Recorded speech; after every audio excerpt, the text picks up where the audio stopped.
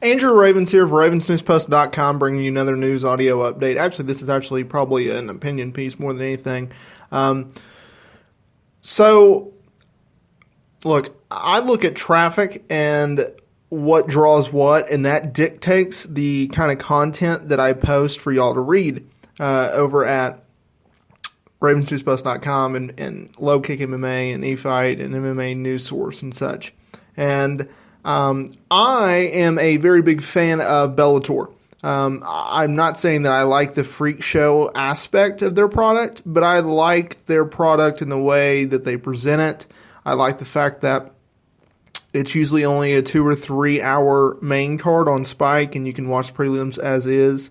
Prelims are really not that serious, so it's kind of a judgment call on your end. And then the main card usually builds, right? You have a very good opener, you have a decent second bout, and then the co-main event builds, and then the main event's your payoff, right? And so I like that formula compared to the UFC, where it feels like a drawn-out event, right? The prelims really are nothing much, but you have to watch them and you have to cover them.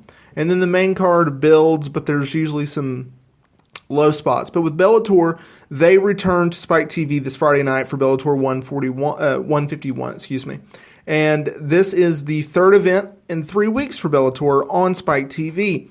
Now, of course, they started off with Bellator 149, which was a disaster. You had Ken Shamrock get beaten by Royce Gracie after he got kneed in the nuts, then the head, and then Royce finished him on the ground and didn't even have his hands taped.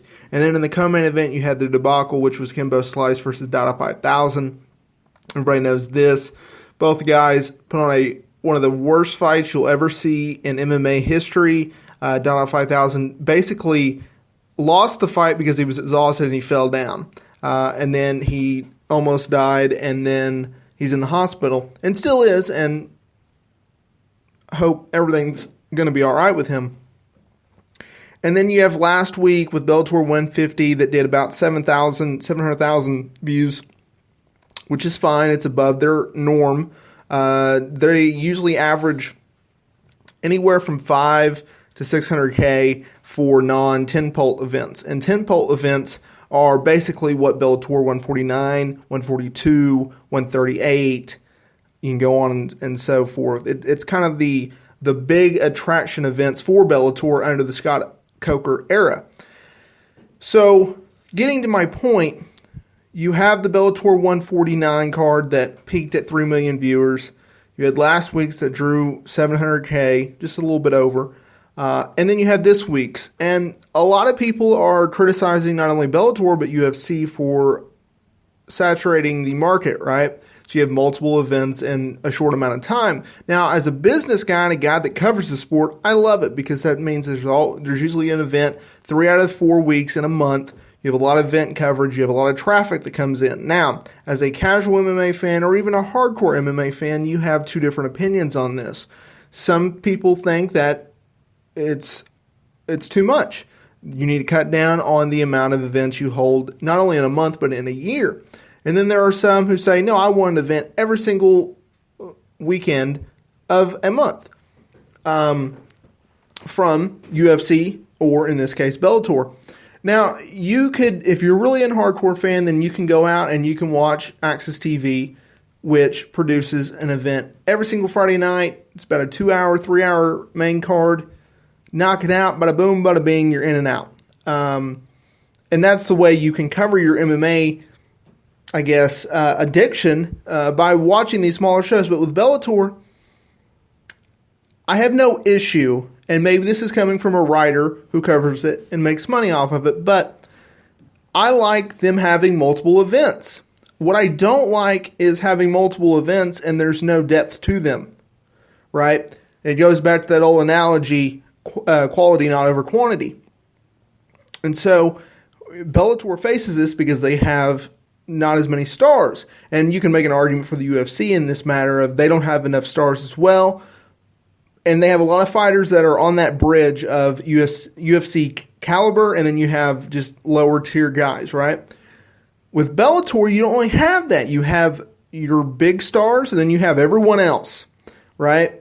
You have your Ben Hendersons, you have your Kimbo Slices, you have your Tito Ortizes. You can make an argument for Joe Warren, who's fighting this Friday night, actually. And I think that he's going to pull in some viewers. If you look at the Bellator 151, I keep wanting to say 141, but fuck it. Bellator 151 is actually a very, very good card. Okay, it's not a very good card, but it has notable names on it, right?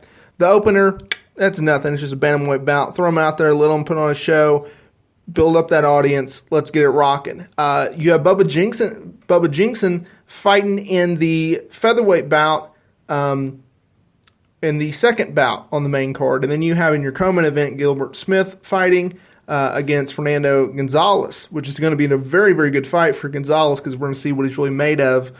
Gilbert Smith, I was doing some research on him for pre-fight stuff, and he's not a bad fighter, but Gonzalez has really good potential in the welterweight division, and so it'll be very interesting to see what he does with some stiffer competition. And then Joe Warren versus Darren Caldwell, that is a sick fight, right?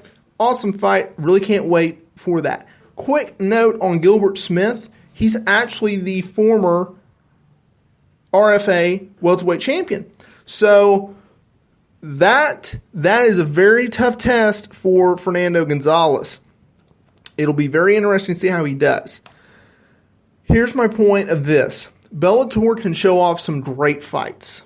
I love their presentation, and maybe this is just me. A lot of people are down on Bellator for the way that they book their product and showcase that product.